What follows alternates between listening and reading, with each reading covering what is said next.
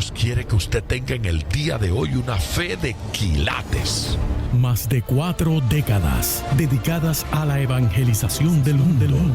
Yo le estoy diciendo estas palabras para que usted fundamente su fe en realidades, en estas realidades eternas. Su contribución a la literatura cristiana hace evidente su compromiso con el Señor de hacer discípulos y formar ministros. La oferta del Señor a nuestras vidas es que nuestra fe crezca, que nuestra fe sea fortalecida. Escuchemos al doctor Díaz Pavón en Para que el mundo crea.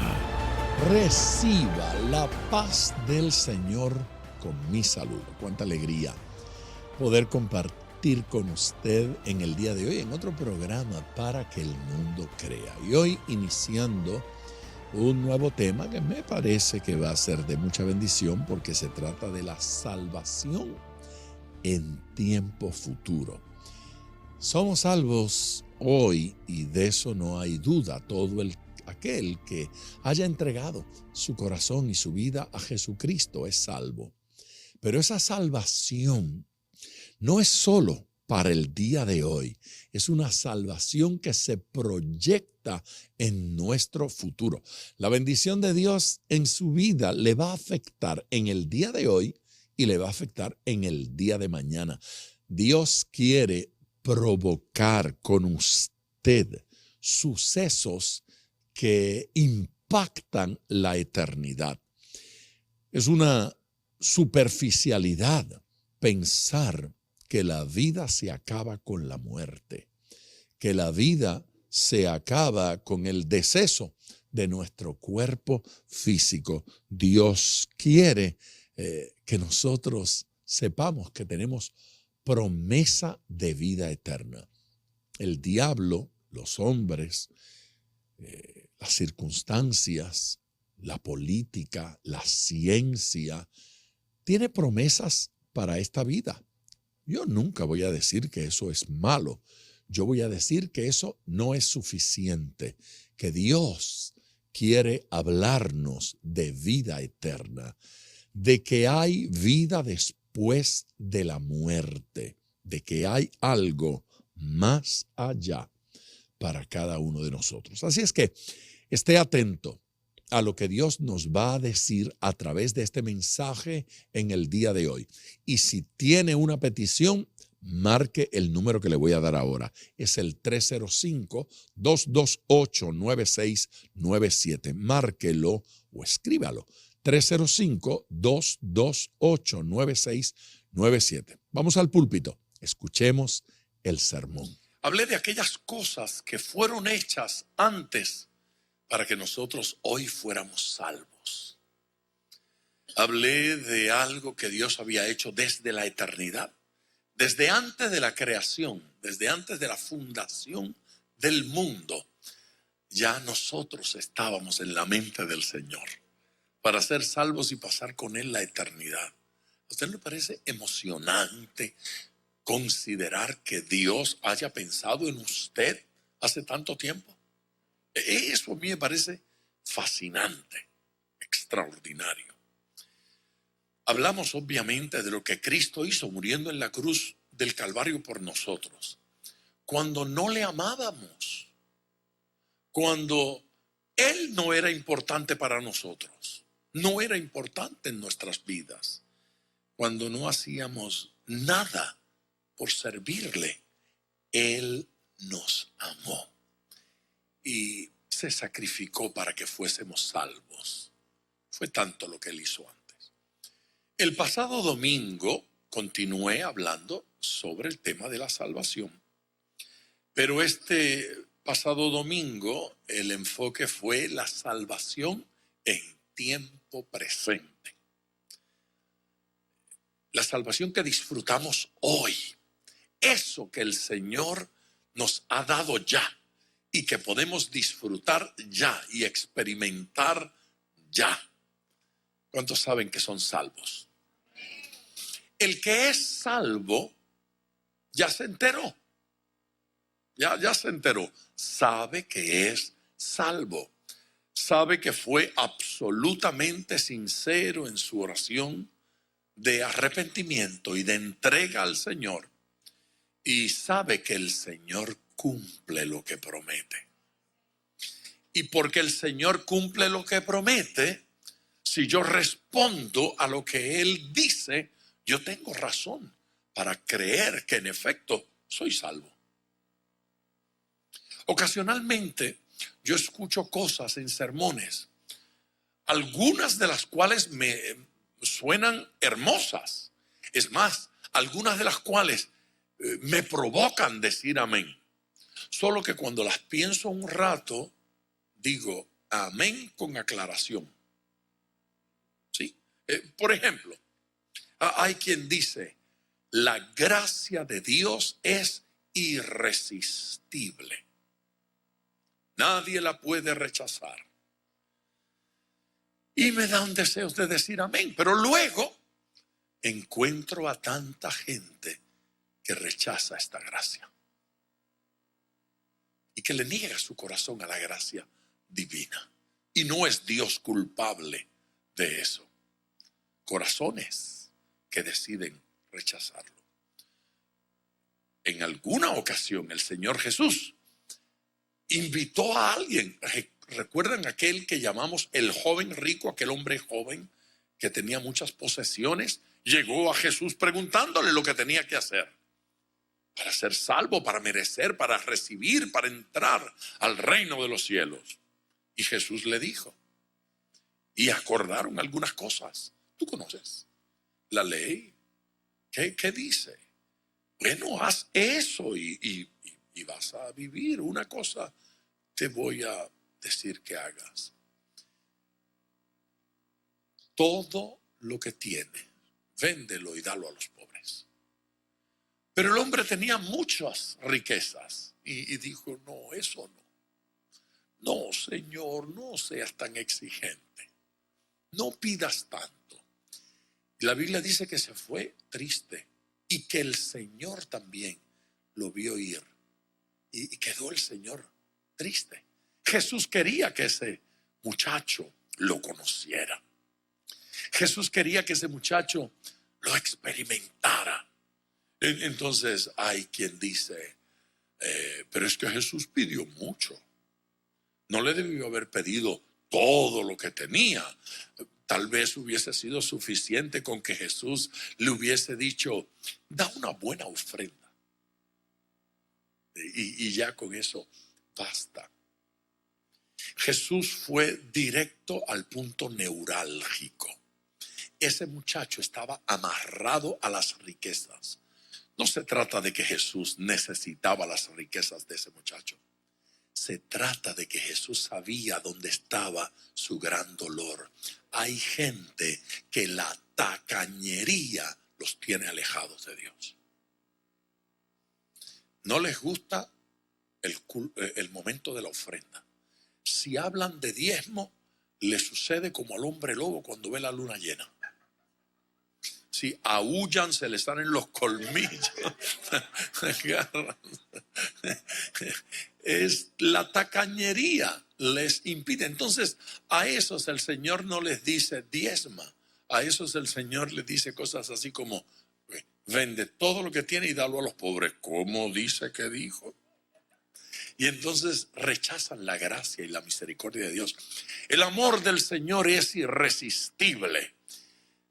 Pero no es del todo cierto, porque hay gente que resiste el amor del Señor, rechaza el amor del Señor, le da la espalda al amor de Dios. Es más, la Biblia dice que hubo algunos que amaron más las tinieblas que la luz. Amaron más las tinieblas. Así es que no es tan irresistible. Oh, el que ve al Señor nunca le da la espalda. Adán le dio la espalda. Eva le dio la espalda. Saúl le dio la espalda. Judas le dio la espalda. Y no sigo mencionando gente porque podría ofenderse alguno. Pero no es cierto. Gente le da la espalda al Señor. Mira el pueblo de Israel, con unas experiencias extraordinarias. Y cuando desciende del monte, Moisés los encuentra adorando a un becerro de oro. ¿Quién se los construyó? Nada más y nada menos que el sacerdote. Ojo, el sacerdote de Dios, Aarón. No fue la bruja de la esquina. ¿La bruja del qué? Del 60 y algo, a 70. No fue la bruja. No, fue el sacerdote de Dios, del Señor. Y después vino con el cuento de que, bueno, yo eché las alhajas ahí al caldero y salió eso. Aleluya. Y tan espiritual el muchacho. Hay gente que tiene poco esta gracia maravillosa, que tienen poco este amor del Señor. A ver, si en el día de hoy, cuando hable de la gracia futura, de alguna manera, al ver lo que Dios tiene para nosotros, descubrimos que esta gracia de repente era mayor que lo que habíamos considerado. Romanos. Hoy hablamos de la gracia en tiempo futuro. Capítulo 13, versículo 11. Mire qué hermosura de verso. Y esto, dice el versículo 11, y esto. A ver, cuando el apóstol escribe de esa manera, y esto, pone allí una coma, el apóstol lo que está intentando hacer es llamar la atención. Está diciendo, lo que estoy hablando es importante, pero ahora viene algo poderoso, ¿sí? Algo serio. Preste atención. Y esto, conociendo el tiempo, que es ya hora de levantarnos del sueño, porque ahora está más cerca de nosotros nuestra salvación que cuando creímos. Pastor, pero ¿y usted no había predicado el otro día que la salvación ya Cristo la pagó? Sí, yo prediqué eso. ¿Y que ya la salvación es nuestra? Sí, yo prediqué eso. ¿Y que la salvación se experimenta hoy? Sí, yo prediqué eso. Entonces, ¿qué va a predicar hoy? Pues yo voy a predicar hoy que no es plena todavía, que faltan cosas a nuestra salvación. Y yo no estoy diciendo que no vamos a entrar al cielo. Yo estoy diciendo que cuando entremos al cielo, esto que ya recibimos, esto que ya está en nosotros, será pleno. Lo recibiremos y lo veremos en plenitud. Yo estoy diciendo que nosotros estamos disfrutando esta salvación con ciertas limitaciones. Hay mucho que todavía nosotros no hemos visto. Y el apóstol Pablo en este versículo dice que ya es hora de levantarnos del sueño. Pablo estaba viendo algo que a él le parecía que los hermanos no estaban viendo del todo. Algo que los hermanos no estaban percibiendo. Ahora está más cerca de nosotros nuestra salvación que cuando creímos. Mire, cuando una persona toma ese versículo y lo reduce simplemente a decir, claro, lo que pasa es que el apóstol Pablo estaba creyendo que el Señor regresaría en su época. El pobre Pablo estaba engañado creyendo eso. Reducir ese versículo a eso es no creer que la Biblia es inspirada por Dios. No creer que Dios nos está hablando en ese versículo. Créame, Dios quiso que eso estuviera allí y Dios quiso que nosotros lo recibiéramos. el apóstol Pablo estaba consciente de que la venida del Señor habría de ocurrir en cualquier momento. Con eso hay una enorme guerra. ¿Cómo que viene pronto y no ha venido todavía? Es verdad. La pregunta es justa. La pregunta es propia. La pregunta es válida. Pero aclaremos un par de puntos. ¿Se da cuenta usted que esa no es la única promesa de Dios que ha tomado siglos cumplirse? Número uno. Número dos, ¿se da cuenta usted que el que está declarando que ha de venir pronto lo está haciendo en un contexto de eternidad? Claro, yo entiendo. Cuando una persona no es eterna, 2000 años le parece mucho tiempo. Pero cuando el que lo declara es el eterno, cuando el que lo declara ha vivido desde siempre y vivirá por siempre, y la historia es una realidad presente en él, lo mismo le da mirar hacia atrás al día de la creación que mirar hacia adelante millones de años. Para él no hay preocupación de tiempo. Vengo ya mismo. Y ya mismo llega y no está ni su tatarabuelo. Usted sabe que ese versículo para Einstein no era un escándalo, porque él tenía una conciencia extraordinaria de esa curva en el tiempo, que si nosotros fuésemos capaces de tomarlo, él hablaba de un año luz y decía, si usted se va en un cohete que viaje a la velocidad de la luz durante un año y regresa aquí en la tierra, va a encontrar a sus bisnietos. Pero usted estará como que le pasó un solo año. El hombre andaba en una comprensión del tiempo que supera a lo que nosotros comprendemos. Pero Cristo tenía una comprensión mayor a la de Einstein. Ve, para Einstein, un año luz era igual a veintenas de años en la tierra, pero para Dios un día es como 1000 años. Dios ha visto cosas que nosotros no hemos visto. Entonces Él puede decir, vengo ya, y llegar 2000 años después.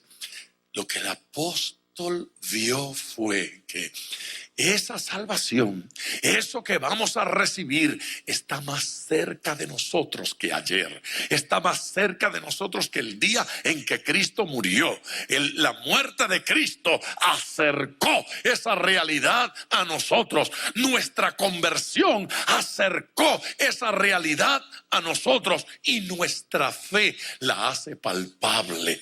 Casi podemos tocar esa experiencia de eternidad. Aquí hay alguien que le pueda dar gloria a Dios. La declaración de Pablo debe provocar dos cosas. Número uno, traer consuelo. Está más cerca. No falta tanto. Ya estamos cerca de Él y Él está cerca de nosotros. Amén. Y lo segundo, el versículo provoca un grito de urgencia. El versículo está diciendo, hay algo que hacer en tanto que Él viene. Tenemos que alistarnos en tanto que Él viene. Tenemos que trabajar en tanto que Él viene. Hay una tarea que realizar en este planeta, en tanto que el Señor regresa a la tierra. Cuando nosotros tenemos esa visión de eternidad, entonces creamos conciencia de cuán importante es aprovechar cada minuto para servirle al Señor, para serle fiel al Señor. Amén, iglesia. Jesucristo, hablando en el capítulo 12 del Evangelio según Lucas, versículo 54. Mire el reclamo de Jesús en cuanto al tiempo, reconocer este tiempo. Decía también a la multitud: cuando veis la nube que sale del poniente, luego decís, agua viene. ¿Sí? Cuando el poniente, el poniente siempre está del mismo lado, sale por el este y se pone por él. Así es que el poniente es el oeste. Y dice el Señor, bueno, cuando ustedes ven la luz, la nube que sale del poniente, decís, agua viene. En una palabra, va a llover. Mire, el otro día yo estaba en una entrevista de radio y eso fue en Puerto Rico. Es una emisora que está en un segundo, tercer piso y tiene vidrios, cristales, todo el frente y todo el lado. Del lado izquierdo, pinos, hermosos pinos. Y del lado, y en el frente, al frente, cruzando la calle, una finca o varias de esas fincas grandes y una montaña. Hay árboles ahí de inmediato. Yo estaba siendo entrevistado y estoy mirando hacia los árboles. Y los primeros árboles que están allí son de un árbol que en Puerto Rico llamamos yagrumo. No sé si tienen yagrumo en su país. El yagrumo tiene una hoja muy grande y por la parte superior es verde, pero por la parte inferior es blanca o plateada. Así es que dependiendo del ángulo desde el que usted la mire, puede ver el árbol verde o lo puede ver blanco o plateado. Estaba ahí y de pronto, ante mis ojos, todos los yagrumos se tornaron blancos. Levantaron las hojas, como me estaban saludando. Levantaron las hojas. Entonces, en una pausa, yo le dije a los hermanos que estaban allí, le dije, va a llover. Y todo el mundo me miró, ¿cómo que va a llover? Va a llover. ¿Por qué usted sabe que va a llover? Porque mi abuelo me enseñó. Mi abuelo dijo, cuando el yagrumo te enseñe la cara blanca, es que va a llover. Así es que va a llover. Un minuto después comenzó la lluvia. Y torrencial. Claro, abuelo pensaba que el yagrumo era profético. Pero no, el yagrumo no era profético. Hay una razón científica para eso. Y es que cuando va a llover, la corriente de aire cambia. Y cuando cambia la ruta del viento, entonces la hoja se voltea y nos deja ver su cara blanca. Y el jíbaro no es tonto. Jíbaro sí, tonto no. Y el jíbaro dijo, el guajirito dijo, cada vez que le veo la cara blanca al yagrumo, es que va a llover. Y en efecto, llueve. Esta gente sabía eso y sabía mucho más. Decía también a la multitud Jesús, cuando veis la nube que sale del poniente, luego decís, agua viene. Y así sucede, dice el verso. Y cuando sopla el viento del sur, decís, hará calor.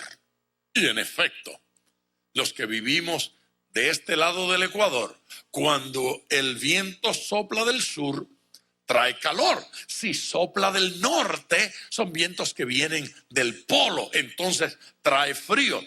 Y el Señor dice, ustedes saben cuándo va a llover. Y ustedes saben cuándo va a hacer calor. Y luego de decir eso, que suena tan simpático, se suelta un grito.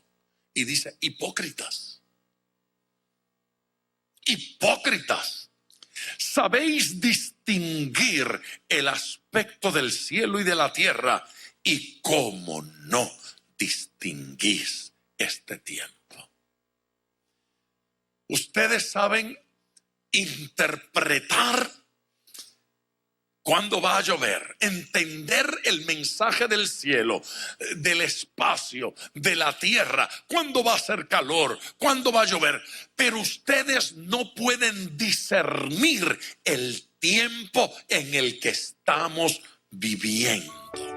¿De qué tiempo estaba hablando Jesús? ¿Qué cosa ellos tenían que entender? Por siglos los profetas habían estado diciendo que el Cristo habría de venir. Por siglos los profetas estaban diciendo cómo habría de venir, de dónde habría de venir, qué cosas iba a hacer.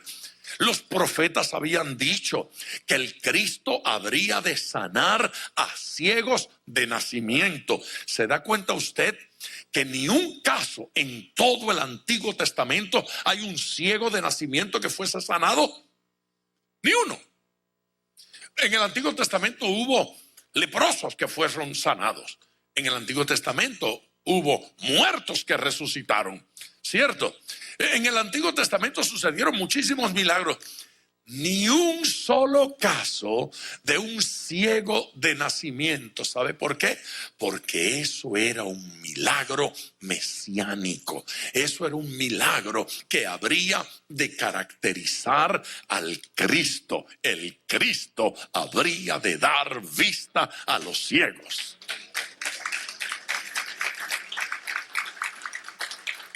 Aquí está, dice Jesús, el que da vista a los ciegos, y ustedes no pueden discernir. Los profetas habían dicho de qué ciudad habría de salir el Cristo, dónde habría de nacer. Y tú, Belén, Éfrata, sí, la pequeñita, la insignificante, de ti saldrá el Cristo. Pero luego aclara, sus salidas son desde la eternidad, desde los días de la eternidad. Aunque lo viste nacer en Belén, es bueno que sepan que es eterno. Él es el eterno, Él es el que siempre fue. Aleluya. Jesús está diciendo, están viendo el cumplimiento de la profecía en mí y ustedes no logran discernir que yo soy el Cristo. Ustedes no logran discernir que he venido para salvarles, que he venido para resolver el mayor problema que los seres humanos tienen. Se llama pecado. El problema no se llama finanzas. El problema no se llama salud, el problema se llama pecado. Iglesia, por favor, dele gloria al Señor. Jesús estaba exigiendo que ellos pudieran distinguir o discernir los tiempos. Los que estaban antes de él y ahora el tiempo de su presencia.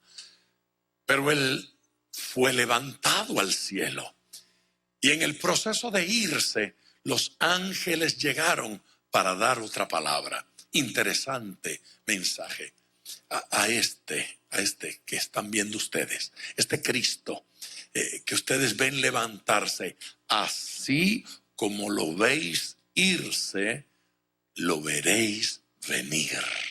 Él va a regresar y ahora estamos en ese compás de espera por el cumplimiento de la palabra profética. Ay, pastor, pero van 2000 años. Sí, pero no son 2000 años de distancia, son 2000 años de cercanía. Ahora estamos 2000 años más cerca de la venida de Cristo. A fin de cuentas, desde Génesis 3:15, donde se promete el Mesías, hasta el cumplimiento, pasaron mucho más de 2000 años. Allá hubo más distancia, pero se cumplió. Nadie lo creía, pero el Señor había dado detalles y se cumplió en Cristo. Es muy difícil que algo como que va a nacer en Belén se cumpliera. Se cumplió en Cristo. que fuese descendiente de David se cumpliera. Se cumplió en Cristo. Que sanara a los ciegos, que resucitara muertos, que limpiara leprosos. Se cumplió en Cristo. Que tuviera muerte en cruz y contado con los criminales. Lo dijo Isaías, se cumplió en Cristo. Pero lo mayor aún, que al tercer día resucitara de entre los muertos, se cumplió en Cristo. Bien fuerte ese aplauso al Señor.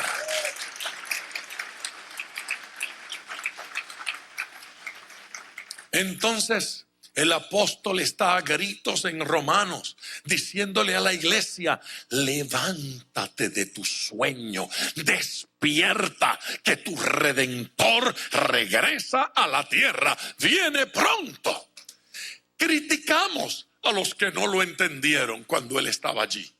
¿Cómo esa gente pudo haber sido así?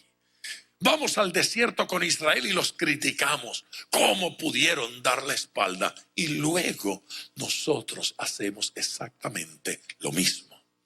También nos dormimos, también entramos en distracción, también quitamos nuestros ojos del Señor. En la primera carta del apóstol Pedro, veamos que esta salvación que hemos recibido plenamente va a manifestarse en el futuro. Capítulo 1, versículo 3. Bendito el Dios y Padre de nuestro Señor Jesucristo, que según su grande misericordia nos hizo renacer para una esperanza viva. ¿Cómo es nuestra esperanza? Nuestra esperanza es viva, no es infundada. ¿Es qué? Diga conmigo, es viva. Para una esperanza viva por la resurrección de Jesucristo de los muertos. Eso merece una alabanza.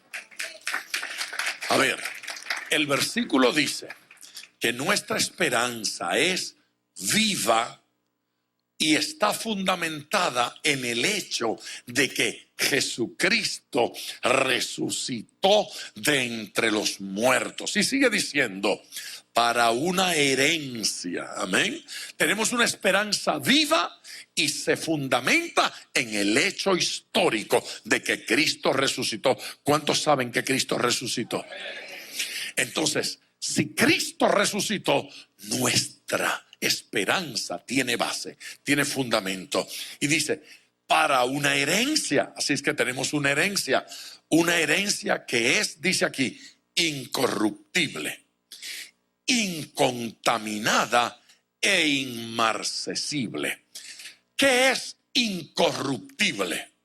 Que no se corroe, que no le da moho, que no se pudre, que no se daña, es incorruptible, no se pone vieja, no se deteriora, amén. No es como el metal, que le entra la corrosión, que le entra el moho, no es así. El óxido no la afecta. Incorruptible. Y luego dice, incontaminada, no se contamina.